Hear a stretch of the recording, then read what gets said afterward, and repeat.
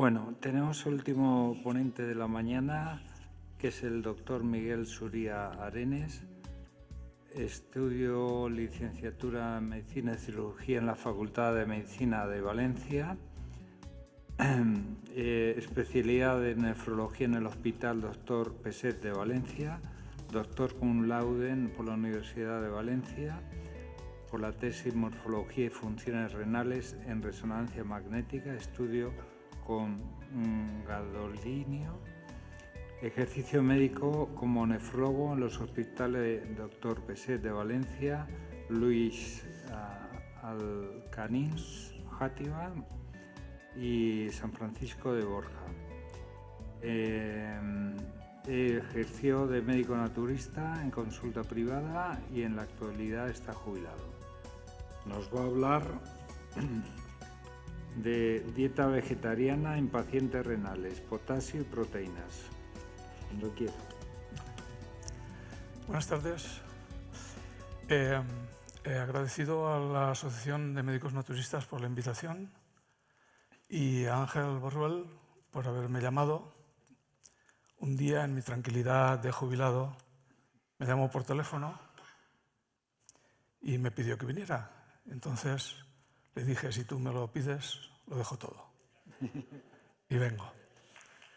Bien. Bueno, os voy a hablar de un tema, aunque parece muy restringido, realmente es muy amplio, porque voy a hablar, el potasio es quizá más reducido, pero el de las proteínas es un tema más polémico y que, como antes han estado hablando, todo el mundo quiere fabricar cosas con muchas proteínas. Y yo lo que voy a decir, en los enfermos renales y en toda la población, las proteínas pueden ser peligrosas. Es decir, estamos por un camino que no es el correcto. Bien, lo que os voy a hablar es una introducción en la cual voy a hablar de la nutrición basada en vegetales, el papel de la nutrición en enfermedades en la enfermedad renal crónica, que es la que yo controlo, sobre todo en lo que se refiere a fibra y dieta rica en vegetales. Simplemente reseñar un poquitín un estudio monstruoso que se hizo, importantísimo, que daría para hablar probablemente 3 o 4 días, que es el Global Burden Disease Study de 2010, que sigue aún, se están sacando aún conclusiones. Luego os hablaré de los consejos, cómo he enfocado yo un poco la praxis mía, médica, y esto fue reflejado de alguna manera en el premio que hacía la Asociación de Médicos Naturistas, que antes se llamaba Premio López Asión, que concedía la esposa de nuestro compañero que murió estando en la asociación. Y este fue el premio que se convoca prácticamente todos los años. Este fue uno. Y luego también la actividad que he tenido posteriormente al 2015. En toda la charla probablemente un poco las proteínas y el potasio van yendo por ahí y un poco las conclusiones al final. Si diera tiempo o en algún otro momento se pudiera dar, hay lo que pongo al final, que es el canal de la Sociedad Valenciana de Nefrología. Es un canal que tiene en YouTube, en el cual informa de muchos problemas de los enfermos, a los enfermos y a profesionales no expertos en nefrología. Y son 10 minutos de diapositivas muy orientadoras, ¿no? Y muy resumidas. Bien. El riñón tiene un papel fundamental en la homeostasis, tanto general como especialmente en el procesamiento de los nutrientes. Se ocupa de la eliminación, como todos sabéis. Todo esto son un poco revisión de conceptos que mucha gente sabrá, pero quiero decir en dónde nos situamos, ¿no? Se ocupa de la eliminación de sodio, potasio, fósforo y proteínas y otras muchas sustancias, pero básicamente estas son las que van a referirse más por ser nutrientes. Excreta los productos de desecho del nitrógeno, como son la urea, la creatinina, los iones amonio, etc. Se ocupa del catabolismo y aclaramiento en el concepto de clítrans antiguo, ¿no? De hormonas y péptidos plasmáticos de bajo peso molecular que, si no se excretaran, seguirían produciendo acción y, por lo tanto, podían producir patología, como son la insulina, la hormona del crecimiento, la leptina, etc. Luego realiza una homeostasis del pool de aminoácidos. Esto puede sonar raro, pero cosas muy importantes, pero que el riñón tiene muchísimas más acciones, ¿no? Y luego la homeostasis del metabolismo de la glucosa. En este sentido, la terapia nutricional será necesaria para mantener dicha homeostasis, retrasar la progresión de la insuficiencia, antes se llamaba insuficiencia renal, hoy conservamos más el aspecto de enfermedad renal, ¿no? Pero son los grados de insuficiencia que pueden tener, sobre todo en las fases más avanzadas, y prevenir la desnutrición a la que tienden muchos pacientes de enfermedad renal crónica en fase avanzada, sobre todo pues, pacientes en hemodiálisis, en diálisis peritoneal quizá menos, pero en hemodiálisis muy evidentes, ¿no? Así como tratar las complicaciones con ellos relacionadas. Hoy en día se está estudiando mucho la desnutrición en el aspecto proteico-energético, DPE le llamamos, y en inglés se denomina de otra manera, pero bueno, más el concepto de desgaste, pero viene a ser lo mismo. La nutrición en la enfermedad renal crónica, sobre todo de proteínas y fosfatos, comprende, pues es lo que más vamos a hablar, tanto la aplicación de dietas bajas en proteínas para evitar la progresión en la enfermedad renal crónica. Esto, cuando yo era residente, ya hubo algún nefrólogo norteamericano, que luego fue el que seguíamos todos prácticamente, que ya inició esta idea, aunque anteriormente tanto Kepner, que algunos de vosotros los conoceréis, como dos italianos que se llamaban Giordano y Giovanetti, incidieron mucho en este aspecto, ¿no? Pero hoy en día eso está muy, muy desarrollado. Y luego también el otro aspecto contrario, que sería cómo evitar la desnutrición ajustando la ingesta de proteínas y calorías, todo junto, porque es muy importante que la nutrición, en este caso, sobre todo en las fases muy avanzadas, haya suficientes proteínas para que el metabolismo proteico funcione bien, para aportar suficiente aporte, es decir, que estaríamos entre un margen alto o bajo de proteínas. En los pacientes renales, la dieta en general, pero especialmente la vegetariana, es radicalmente importante, como también lo es en otras patologías y en la salud, claro, lógicamente. Y la aplicación de dietas en la enfermedad renal crónica tiene ciertas peculiaridades que esto sí no lo tiene pacientes que tengan función de eliminación conservada, ¿no? O gente que tenga la función renal conservada. Por lo tanto, puede producir riesgos iatrogénicos. Hoy lo que vamos a hablar específicamente son aquellas patologías, porque una litiasis renal es una patología renal, pero puede no afectarse, o incluso un síndrome nefrótico con mucha frecuencia no se afecta a la función renal. Es decir, por ejemplo, un niño o una persona adulta que tiene un síndrome nefrótico, que sabéis es grave de por sí, por lo menos es importante y puede llegar a ser muy grave, puede tener la función renal conservada, con lo cual en este caso no entraría dentro de lo que estamos diciendo. Es decir, son patologías renales que tienen afectada la función de filtración, de eliminación de estos compuestos. Es decir, que serían las nefropatías, las podríamos dividir en nefropatías con función renal conservada y con renal alterada. En muchos ambulatorios y cuando pedís alguna analítica, los servicios de bioquímica os pueden dar algo como esto de aquí abajo, un informe de la creatinina y del filtrado glomerular, que yo he puesto un poquitín más bonito y más comprensible, y sería lo siguiente. El filtrado glomerular se puede... antiguamente utilizamos el aclaramiento de creatinina, pero es muy engorroso, aunque en su momento era muy práctico y nos daba mucha información. Hoy en día lo que hacemos es el filtrado glomerular estimado por este tipo de analítica. Entonces, la función renal sería la gente que tiene mayor filtrado de 60, los consideramos fase 1 o fase 2, que son, vamos a decir, normales en cuanto a filtración. Entre 60 y 30 están en un estadio tercero en el cual puede empezarse ya a notar el déficit de filtración.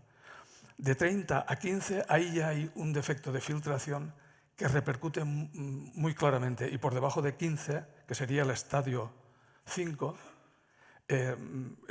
ahí ya tenemos que tener mucho cuidado, ¿no?, con esto, porque la filtración, la eliminación es muy baja.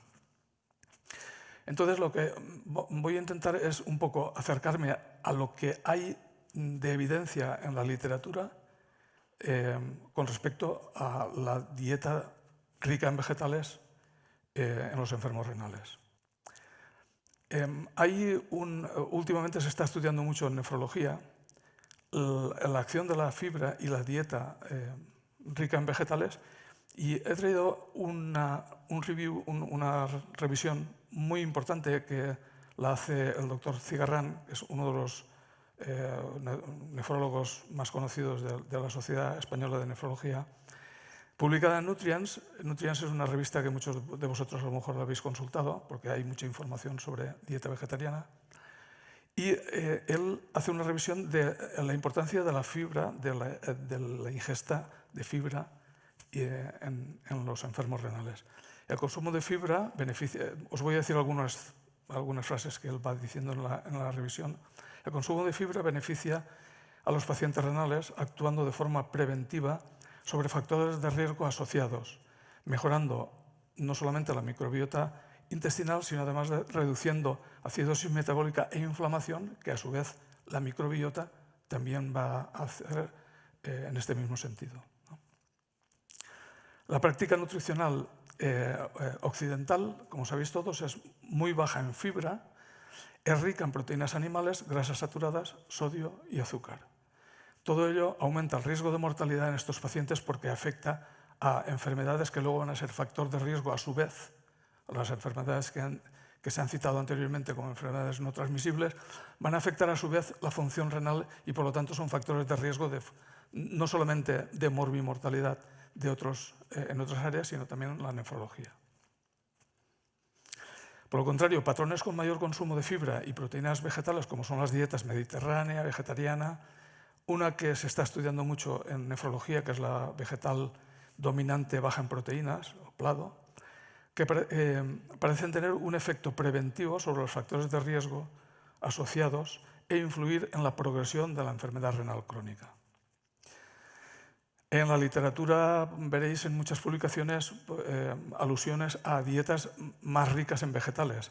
Yo aquí las estructuro, quizás las más importantes, sobre todo en el área renal, que serían la mediterránea, que realmente yo no sé cuál es la alimentación, a qué se refiere uno cuando dice mediterránea, porque existen muchas variables o muchas variaciones que hace problemático saber exactamente cómo es una dieta mediterránea. Pero está claro que la dieta mediterránea es un mayor aporte de alimentación vegetal.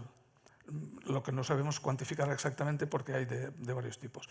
Y luego están las vegetarianas, que estas ya son más concretas, que estarían la ovo-vegetariana, la lacto-vegetariana y la vegetariana estricta, que en el área anglosajona se dice vegana, y nosotros en Europa hemos dicho siempre más vegetariana a secas, no ovo ni lácteo, sino vegetariana. Y luego está la PLADO, que antes es la Plant Dominant Low Protein Diet, que es muy estudiada en nefrología, que os he dicho antes, y hay otras como la DASH, que están utilizando mucho los norteamericanos, sobre todo los cardiólogos norteamericanos, pero que realmente no es tan vegetal como estas. Nos dice Cigarrán, promover dieta adecuado, y adecuado supone ni mucho ni poco, es un reto para los equipos multidisciplinarios implicados en el estándar de atención de enfermedad renal crónica. La enfermedad renal crónica es un importante problema de salud, lo sabemos, si bien las enfermedades renales tienen, digamos, dos procedencias, una que son enfermedades primarias y otras secundarias a factores de riesgo, que son los que he nombrado anteriormente, como es la obesidad, etc., la diabetes mellitus, etc. Bueno, luego lo cito. Sigue siendo prioritario controlar el aporte dietético de proteínas, fósforo, sodio y potasio. Esas son, digamos, hay más, pero estas serían las que podrían tener más problemática, proporcionando una energía adecuada. Aún así, también se presta atención a otros nutrientes, como es el tipo de grasa o los antioxidantes o algunos otros productos que anteriormente Paco nos ha dicho y nos ha relatado también. Cada vez se presta más atención a la modulación de la microbiota intestinal, modificando la composición de la dieta para incorporar un número más significativo de alimentos vegetales. El mayor consumo de alimentos vegetales puede influir no solo en el desarrollo de la enfermedad, sino también en la prevención, ya que puede ayudar a reducir la presión arterial, mejorar el control glucémico en pacientes diabéticos y reducir la obesidad, que a su vez son los factores de riesgo que decía antes. Uno de los ingredientes de los vegetales, que está unido a los vegetales indisolublemente, es la fibra y el efecto que puede tener en la salud. Ya hemos dicho antes que la práctica nutricional occidental es baja en fibra y rica en estos alimentos. Y por el contrario, el mayor consumo de fibra y proteínas vegetales tienen un efecto preventivo sobre los factores de riesgo, sobre esos factores de riesgo, y a su vez influyen directamente enlenteciendo la progresión de la enfermedad renal crónica. Y como conclusiones, él dice, el doctor Cigarán, hasta el momento el uso de suplementos de fibra no ha logrado el impacto evidente de los resultados clínicos. Esto iría muy en consonancia con lo que se ha dicho anteriormente. Es decir, la fibra únicamente tiene unas acciones fisiológicas, pero la alimentación vegetal es eso y mucho más. Los alimentos ricos en fibra contienen otros nutrientes que mejoran la composición nutricional de la dieta e influyen en los resultados de los pacientes renales. Encontrar la manera de conciliar una dieta rica en vegetales con las restricciones que tienen estos pacientes, sobre todo en potasio, y el ingreso, la ingesta de proteínas y de calorías que evite el desgaste nutricional, es un reto. Él ya está diciendo aquí, y este es un componente importante de la Sociedad Española de Nefrología, un reto para el equipo multidisciplinar en el estándar de atención a los enfermos renales. En prácticamente todos los hospitales hay una consulta que se dedica al control, manejo y ayuda de los enfermos renales crónicos en los distintos grados, ¿no? Entonces, él está un poco ahí aludiendo a ese equipo multidisciplinar, que es la enfermera que enseña cosas al paciente, el nutricionista o dietista que le apoya desde ese punto de vista, y luego el médico, el nefrólogo, que es el que le va a dirigir toda la patología y todo el tratamiento. ¿Qué motivación hay con respecto a esto? Pues la dieta basada en vegetales, debido a la cantidad de evidencia que se ha creado últimamente, que nos ha demostrado los indudables beneficios que tiene, merece la pena aplicarla. Es decir, a un nefrólogo le es muy difícil aplicar una dieta sin ningún cuidado, porque en cualquier paciente tiene consecuencias graves. Perdón, consecuencias. En la enfermedad renal tiene consecuencias graves, incluso de muerte. Entonces, a un nefrólogo le para hacer una dieta vegetal. Pero ya existe, nos está diciendo el hombre que ya existen evidencias suficientes como para que estemos motivados a ponerla en marcha, ¿no? Simplemente anotar, por si os apetece husmear un poco dentro de esta edición que se ha hecho. Este estudio es un estudio de la carga global de enfermedad que se inició en 2010, apareció en un monográfico en el Lancet, es decir, toda una publicación de Lancet bloqueada monográficamente por este tema daba una idea de que era muy importante, ¿no? Entonces, hacen una publicación monográfica en el 2012 y posteriormente se hace otra. Y yo quiero resaltar, porque se estudian muchos ítems, alrededor de, creo que son 67, no recuerdo exactamente, pero muchos ítems. Uno de ellos es los factores de riesgo de la dieta. Y estudian básicamente las frutas, el sodio, en la dieta de los estudiados, de los casuística, qué grado de fruta y qué ocurría si se le añadía fruta. Lo mismo con el sodio. Lo mismo con los frutos secos y frutos oleaginosos, lo que los anglosajones llaman granos, serían los cereales integrales, y los vegetales. Entonces, ellos estudian qué repercusión en la dieta normal que lleva cualquier persona, añadirle más cereales integrales, más verduras, cada uno de ellos estudiado independientemente, más frutos secos y semillas oleaginosas y más fruta. Y entonces, comparado eso también con la restricción de sodio, que es una cosa que todo el mundo tiene archiestudiado, como en el estudio Framingham y otros que han salido, en los que se hace evidente la repercusión que tiene el sodio, por ejemplo, en la hipertensión arterial. Bueno, pues se hace una comparación y aparecen unas cifras que son apabullantes. Es decir, añadiendo más cereales integrales, en el estudio que ellos hacen, la prospección que tienen de salvar vidas, es decir, la mortalidad que puede tener mortalidad, es de 1,7 millones de vidas. Claro, el estudio abarca varios países, entonces, pero es muy evidente, es decir, ahí hay algo importante, ¿no? Con las verduras es prácticamente lo mismo, 1,8 millones de vidas. Los frutos secos y semillas oleaginosas, yo esto me lo esperaba, pero era un poco increíble, ¿no? 2,5 millones, pero es que al añadir fruta son 4,9 millones de salvar vidas. Si lo comparamos con el sodio, es mayor. Es decir, la importancia de la alimentación vegetal aquí nos golpea la cara, ¿no? Os voy a introducir un poquitín, porque en algunos de vosotros a lo mejor os he hablado en algunos cursos y másters, sobre todo de Valencia, Barcelona y Zaragoza, en donde he dicho cosas. Entonces he resumido un poquitín lo que yo decía aquí para ver cómo ha evolucionado eso con respecto a lo que hoy en día se conoce. Yo en esos máster decía que los pilares básicos de como yo entendía la medicina naturista eran las normas de vida sana o higiene naturista, la dieta, la hidroterapia, la psicoterapia, no hay que olvidarla, probablemente es lo más importante, y la fitoterapia. Estas eran un poco las bases que yo preconizaba, ¿no? En cuanto a la dietoterapia, el tratamiento naturista de las nefropatías, yo ya en estos cursos lo que daba, aparte de alguna otra cosa más, pero bueno, sobre todo el tratamiento que yo hacía en las nefropatías. El tratamiento naturista de las nefropatías exige un gran cuidado en la aplicación de la dieta, de los productos dietéticos, de la fitoterapia y de los fármacos, porque todo eso puede tener una connotación negativa, sobre todo en pacientes con función renal disminuida, como la enfermedad renal crónica. En esta puede ser peligrosa la dieta, sobre todo por su contenido en frutas, frutos oleaginosos, levadura de cerveza, el polen que utilizan algunas personas. La sal de régimen sustituye el sodio por el potasio. Entonces, está absolutamente proscrito en la insuficiencia renal, lógicamente, porque estás aportándole, aparte de un potasio que no es orgánico, que bueno, pues tiene su importancia, lo estás añadiendo de una manera que no sabes tampoco qué cantidad de potasio va a ingresar en este paciente, ¿no?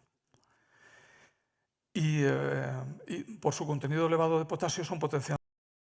He vivido casos de estos que no me voy a alargar, pero es así. También es muy peligrosa la dieta rica en fósforo, porque va a estimular una secreción excesiva de la hormona paratiroidea y por ello favorecer el hiperparatiroidismo y la enfermedad renal crónica. Tanto el fósforo como la PTH los conocemos como factores de agravamiento de la función renal. Y, con respecto a esto es muy curioso, no lo voy a tratar, pero es muy curioso porque los animales que más longevidad tienen, el estudio normal es menor que los animales que tienen un fósforo normal alto. Es decir, normal, pero que es más alto que otros. Ese fósforo que es normal para ellos está relacionado, hay algún estudio, pero yo creo que valdría la pena hacer más, que lo relaciona con respecto a la expectativa de vida. Sobre todo, por ejemplo, los animales carnívoros, muchos de ellos tienen expectativa de vida muy inferior a los herbívoros, por ejemplo. Pero bueno, ahí es una derivación que a mí me gusta porque creo que fisiológicamente explicaría cosas, ¿no? Es decir, que en las nefropatías tan importante es saber lo que no hay que hacer como lo que hay que hacer. Normalmente suelen ser las cosas al revés, pero aquí hay que saber qué es lo que no hay que hacer, tenerlo bien claro. El tratamiento dietético dependerá de los niveles en sangre bueno, esto ya lo sabéis, la bioquímica que se pide a los enfermos renales, pues habrá que, esta bioquímica sanguínea es la que nos orientará un poquitín para... Doctor, le quedan 5 minutos. Vale. Para saber si esto les puede repercutir y orientarles dietéticamente. Bueno, pues vamos a pasar. Entonces, en los enfermos renales hay una nutrición limitada por estos motivos, pero además de eso, en la enfermedad renal hay unas toxinas urémicas que hace que la unión de las dos den la malnutrición. Estas son cosas que, bueno, la calidad nutritiva de las proteínas, esto está absolutamente en desuso. Hoy en día ya nadie científicamente correcto habla del coeficiente de digestibilidad, el valor biológico, etcétera, etcétera.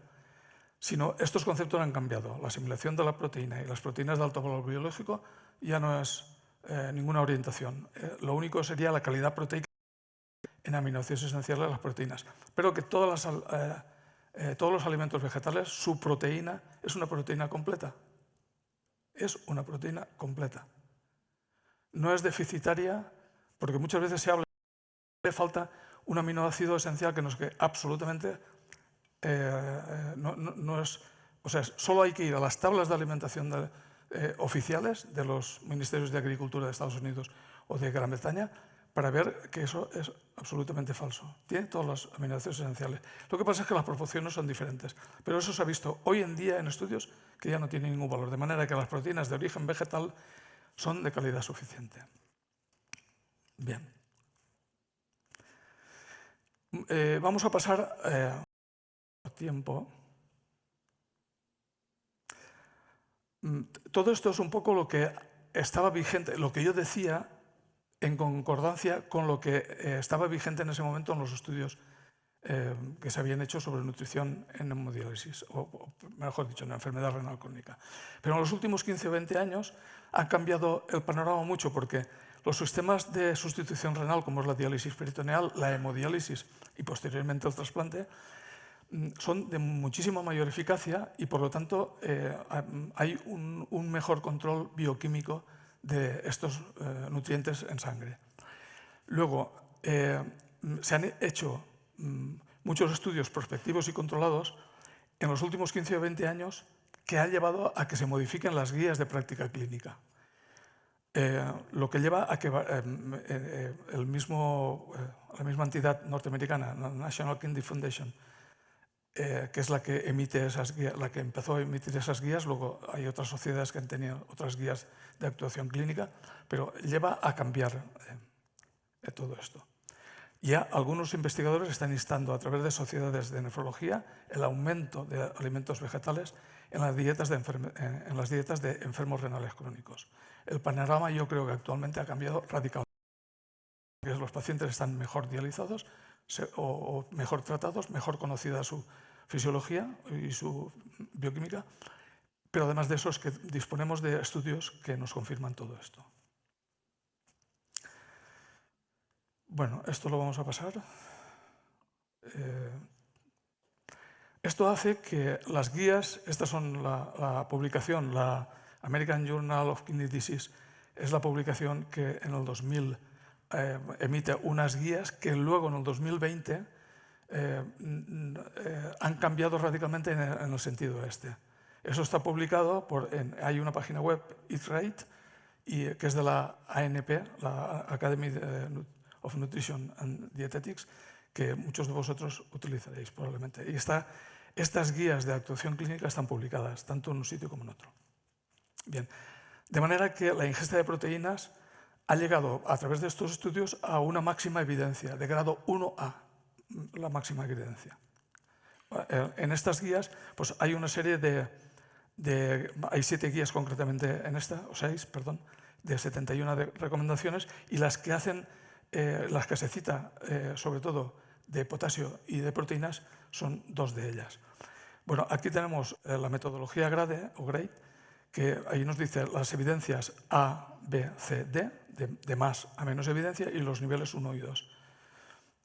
Como las diapositivas lo podéis disponer, ahí lo tenéis. Entonces, aquí la novedad, digamos, que tienen las guías de 2020 es que se ve que en los estudios se logra un grado de evidencia máximo en los pacientes En grado 3 a 5, los grados más importantes de Estamos enfermedad en renal tiempo, crónica. doctor. Sí, vale. Con esto ya acabo. Se estudian los enfermos en estas fases de insuficiencia renal. Se estudian sin diabetes mellitus y con diabetes mellitus. Me voy a referir a los no diabéticos, ¿no? En estos, la ingesta proteica que ya se preconiza es entre 0,55 y 0,60 gramos de proteínas por kilo de peso y día. Esto ya es un reto, ¿no? Estos son dietas que se pueden catalogar, y de hecho se dicen así, de low protein diet. Son dietas de bajas en proteínas. Y luego hay un segundo apartado que lo tenéis. Perdón.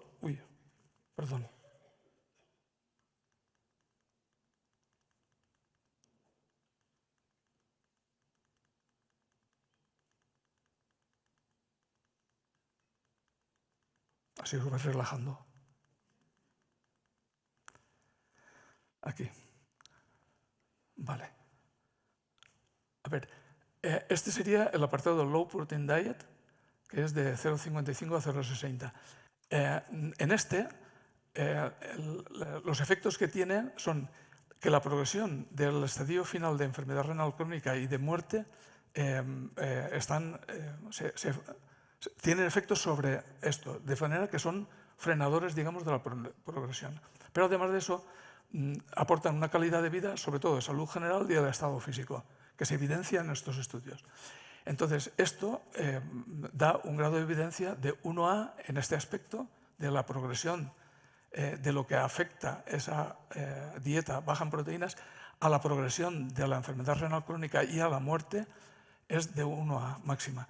Y luego, en cuanto a calidad de vida, probablemente es un poco más problemático de etiquetar, pero también sigue siendo alta, 2C.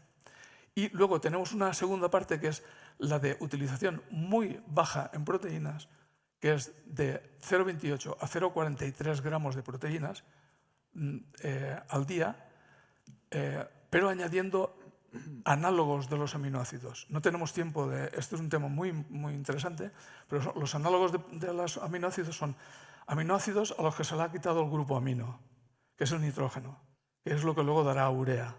Entonces tú le metes, le das, esto lo he hecho yo en pacientes hace más de 30 años y hoy en día se está volviendo a hacer, dietas muy bajas en proteínas a la que le añadía análogos, cetohidroxianálogos de los aminoácidos, y ese aminoácido a través del metabolismo lo que hace es coge nitrógeno del ciclo de la urea y como consecuencia lo estoy abreviando mucho, tiene como consecuencia disminución de la acidosis metabólica, que a su vez tiene acción sobre el potasio, y todo esto da una mayor calidad de vida y la paciente se encuentra mejor, ¿no? Pero entonces sería esto y tiene un grado de evidencia igual. Es decir, o baja en proteínas o muy baja en proteínas con aminoácidos análogos. Y bueno, no me da tiempo. ¿Puedo hacer las conclusiones? 2 minutos. Vale. A ver. Las conclusiones. La dieta basada en vegetales es positiva para los pacientes renales en enfermedad renal crónica, reduce factores de riesgo de cardiovascular y como consecuencia, porque afectan a la insuficiencia renal como consecuencia de la insuficiencia renal. Reducen inflamación, reducen acidosis metabólica, mejoran el estreñimiento al aportar frutas y ensaladas, por ejemplo, que es lo que yo hacía con las dietas estándar, la que tenían todos los hospitales. Aumenta la calidad de vida, mejora la microbiota, produciendo o favoreciendo que se vaya hacia una eubiosis. Ingesta de proteínas en la enfermedad renal crónica ha de ajustarse a la situación clínica del paciente. El exceso nos va a promocionar la progresión de enfermedad renal crónica, pero el déficit nos va a llevar a una desnutrición proteico-energética, porque probablemente casi siempre en la enfermedad renal crónica, porque les disminuye el apetito y tal, a estos enfermos, se desnutren de proteínas y paralelamente de las calorías. sin que ellos lo sepan. Las dietas bajas en proteínas o muy bajas en proteínas, como os he dicho, tienen un grado de evidencia máximo. Su mal control puede producir grave iatrogenia, aunque su comportamiento en la enfermedad renal crónica es menos malo de lo que se tenía, por cierto, hace muy poco. De hecho, cuando yo, en los años 80-90, sobre todo en los años 90, yo tenía las dietas con frutas que decía exactamente cuántas frutas se tenía que tomar y 2 ensaladas mínimo al día, más alguna verdura cocinada y algún otro producto vegetal. Estas dietas llamaban mucho la atención en mis compañeros del hospital que me conocían rápidamente, aunque nunca he tenido problema con ningún nefrólogo, eso lo tengo que decir. En la enfermedad renal crónica existen diversos mecanismos compensatorios. Esto es muy importante y esto se ha analizado últimamente por investigadores muy importantes, que explican por qué podemos tener más tranquilidad en dar alimentos que tienen potasio. Es decir, reducir un poco ese miedo, aunque hay que tener siempre mucho respeto en la enfermedad renal crónica, pero disminuir un poco el miedo que teníamos a aportar dieta vegetal a estos enfermos. Hacen falta estudios controlados para crear mayor evidencia en algunos de los aspectos, como hemos visto, como la que tenemos ahora en la ingesta de proteínas. Ahí sí que hemos llegado a un buen término, ¿no? El control del nefrólogo, enfermería y dietista y la analítica programada evitarán esa podemos controlar esa iatrogenia, ¿no? Asimismo, permite aplicar dietas de más alto contenido vegetal, ajustando niveles según los targets o los objetivos bioquímicos que queramos en ese paciente. El médico naturista, basado en estas evidencias nutricionales, y yo creo que es muy importante siempre no dejar de tener el criterio médico naturista, puede cooperar. A mí me ha guiado eso, el criterio médico naturista me ha guiado a hacer esas modificaciones que hoy en día están muy, muy evidentes, ¿no? Puede cooperar con el nefrólogo para un mejor manejo en este caso, el médico naturista, que soy yo, y como yo soy el nefrólogo, yo me lo guiso y yo me lo como. Pero bueno, para vosotros. Puede ir terminando, doctor. Ya está. Por lo tanto, la nutrición humana es un tema difícil de manejar y por su diversidad y por su complejidad. Asimismo, es difícil analizar y aplicar estudios prospectivos en temas nutricionales. Si a ello añadimos la dificultad que tiene al aplicarlo en patología tan importante como la enfermedad renal, pues sigue siendo muy importante. Y luego, lo que os he dicho antes, que no da tiempo a hacerlo. Por lo tanto, pues muchas gracias.